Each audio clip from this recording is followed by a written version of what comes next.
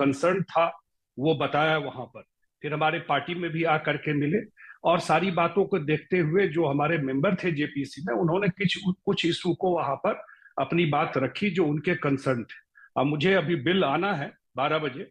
मुझे जो लगता है कि निश्चित रूप से उस कंसर्न को उसमें एड्रेस किया गया होगा। खास करके एक इशू जो था, जो हमारे पार्टी को या जिन लोगों से बात करके लगा, वो कंसर्न था कि रिट्रोस्पेक्टिव ये लागू नहीं हो। जब जिस दिन से बिल लागू हो जाए उससे पहले कोई इंस्टीट्यूशन है, रिलीजियस इंस्टीट्यूशन, तो उसको जरूर ध्यान में रखा जाए कि कोई ईदगाह है या कोई मस्जिद है और उस पर कोई किसी तरह की कोई विवाद नहीं हो। ये एक मेजर कंसर्न था जो हमारे मेंबर ने वहां पर ये बात रखी उस मीटिंग में।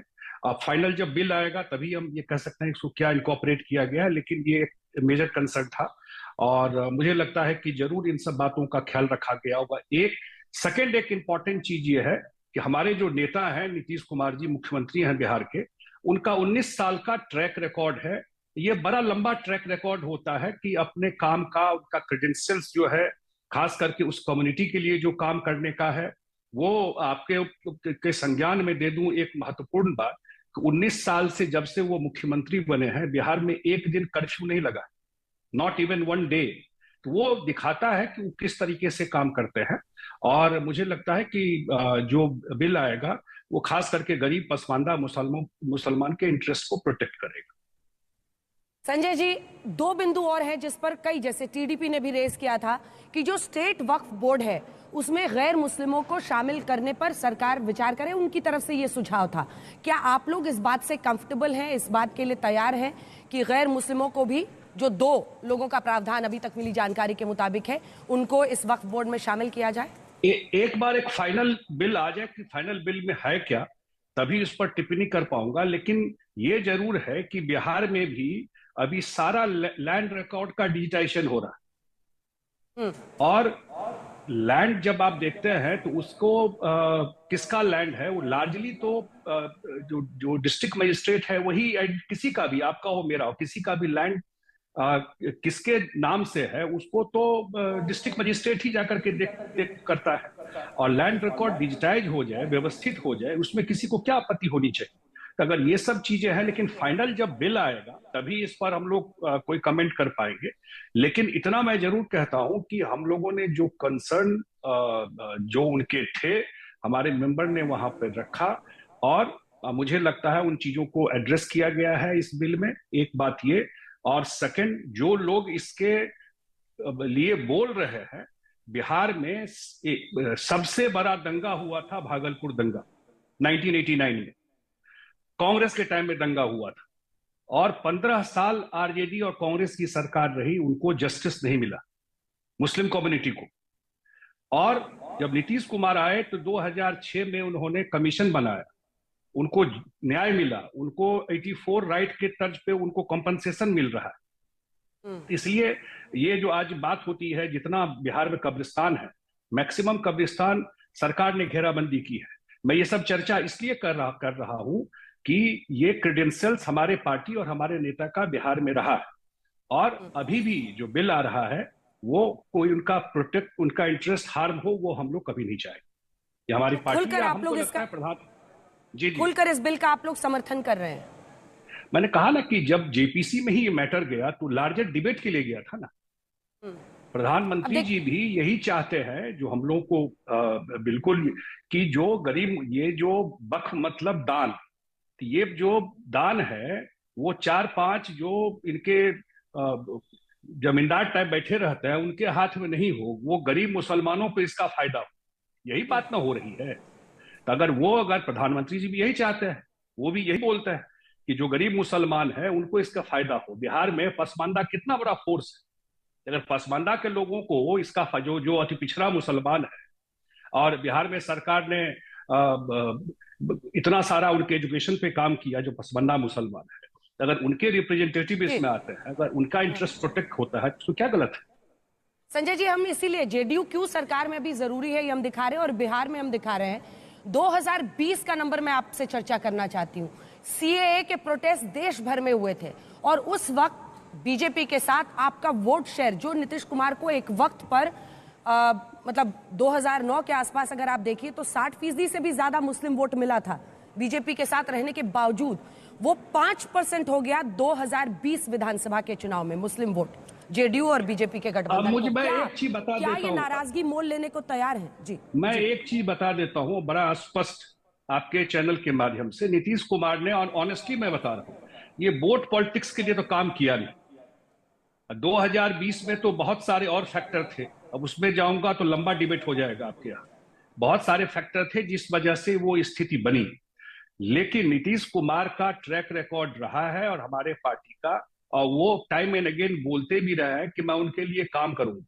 वोट उनके, जिनको वोट मिलता रहा, मैं उनका ट्रैक रिकॉर्ड तो बताया, तो वोट देते रहे आरजेडी कांग्रेस कि एक भागलपुर दंगा का जस्टिस भी नहीं मिल पाया उन लोगों को 15 साल में। और बात तो छोड़ दीजिए, सड़क बिजली पानी तो पूरा बिहार का समस्या था, लेकिन उनके लिए भी जो मदरसा का सैलरी हो, उनके लिए कब्रिस्तान की घेराबंदी, सब काम नीतीश जी के आने के बाद हुआ है। और वो तब हुआ है जब बीजेपी साथ में था, एनडीए के साथ मिलकर उन्होंने काम किया। तो इसलिए वोट क्या होना नहीं होना, अपने काम से लोगों के बीच में गए हैं और उसी वजह से 20 साल है।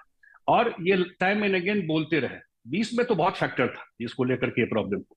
ठीक है, लेकिन खुलकर इतना तो बता दीजिए कि आज आपके सभी के सभी जो जेडीयू के 12 सांसद हैं लोकसभा में, वो वक्फ संशोधन बिल के पक्ष में वोट करते दिखेंगे? हाँ, जब पार्टी में तो यही ना होता है। बिल्कुल आपको हम लोग समर्थन करेंगे, एक बार बिल आ जाए, और बिल्कुल हम लोग इसका समर्थन करेंगे। जो हम लोगों के कंसर्न थे, जो इशू थे, हम लोगों ने रखा है और उनसे बात करके रखा है।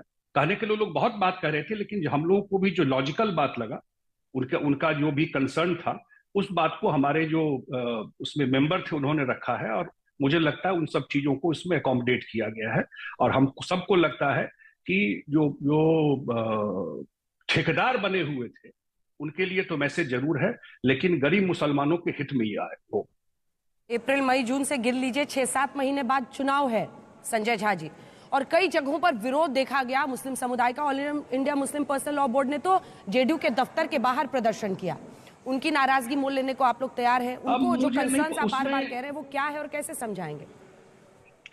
अब बहुत सारे लोग बहुत पार्टी से इन्फ्लुएंस होकर काम करते हैं, वो पैशन बनाना वो चलता है। हम लोगों ने ये पॉलिटिक्स नहीं किया है कि भावना भड़का के वोट लेने का।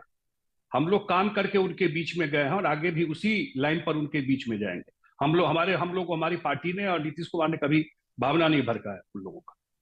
अच्छा, एक सवाल सीधा पूछती हूँ। जो ज्यादातर जितने मुस्लिम समुदाय के लोगों से मैंने चर्चा की है, उनकी एक ही लाइन रहती है कि सरकार हमारी जमीन हड़पने वाली है, हमसे छीनने वाली है, ये हमारा है, मुस्लिमों का दान किया हुआ पूरी संपत्ति है।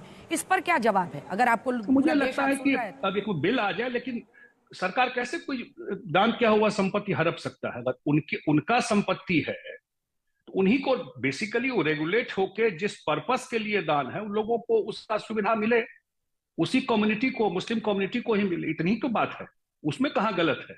उनका संपत्ति लेकर सरकार कैसे हड़प लेगी? लेकिन थोड़ा ट्रांसपेरेंट हो, ये बात तो होनी ही चाहिए ना। 4 विपक्ष के नेताओं को मैं आपके सामने कोट करूंगी और उन पर आपका क्या जवाब है ये जानना चाहूंगी। कांग्रेस पार्टी, राहुल गांधी अभी नेता प्रतिपक्ष बैठक कर रहे हैं इंडिया गठबंधन के साथियों के साथ। उनका कहना है कि यह संविधान का उल्लंघन है। तेजस्वी यादव कह रहे हैं कि आप लोग जानबूझकर मुस्लिम समुदाय को इस बिल के जरिए टारगेट कर रहे हैं। अखिलेश यादव कह रहे हैं कि ये बिल इस बात को प्रतिबिंबित करता है कि सबसे खराब हिंदू बनने की होड़ में कौन आगे निकले वोट के लिए। और चौथा, आपके राज्य में ओवैसी साहब की एंट्री हो चुकी है पिछले ही विधानसभा चुनाव में, जो कह रहे हैं कि ये उम्मीद बिल नहीं, जो सरकार ने नाम दिया है, ये बर्बाद बिल है। चारों को आपका जवाब। नहीं, मैं बताऊं कि खास करके कांग्रेस और जो आरजेडी का नाम ले रहे हैं, उनका तो ट्रैक रिकॉर्ड बताया बिहार में। उनके काम का ट्रैक रिकॉर्ड, उनका क्या ट्रैक रिकॉर्ड रहा है मुस्लिमों के बीच में काम करने का। वोट जरूर लिए हो, लेकिन क्या ट्रैक रिकॉर्ड है वो आपके सामने में है। और ये लोग भावना भड़का करके ये डिवाइड कर रहे हैं, ये भावना भड़का रहे हैं, उनके बीच में गलतफहमी पैदा कर रहे हैं। और मुझे लगता है कि निश्चित मुस्लिम समुदाय में जो लोग समझदार हैं, इस बात को समझ रहे हैं। और ये बिल जो खास करके है, ये कोई धार्मिक संस्था थोड़े है वक्फ बोर्ड, ये कोई मस्जिद और कोई धार्मिक संस्था वक्फ बोर्ड थोड़े है। ये तो बेसिकली रेगुलेट करने के लिए जो दान की जमीन है उसके लिए वक्फ बोर्ड बना हुआ है। ये रिलीजियस कोई ऑर्गेनाइजेशन नहीं है और वो व्यवस्थित तरीके से चले। ये पहली बार कोई अमेंडमेंट नहीं हो रहा, 2013 में भी अमेंडमेंट हुआ था। तो 2013 में क्यों अमेंडमेंट हुआ, उस समय क्यों नहीं विरोध किया? अमेंडमेंट पहली बार थोड़ा ही हो रहा है। इसलिए बिल में पारदर्शी करने की कोशिश की जा रही है, और खास करके जो पसमानदा मुसलमान है, जो महिलाएं हैं उस मुस्लिम कम्युनिटी में, उनका भी इंटरेस्ट प्रोटेक्टेड रहे। जो हम लोगों को जानकारी है वो इस बिल में लाया गया है। बिल में कहीं से भी उनके संपत्ति हड़प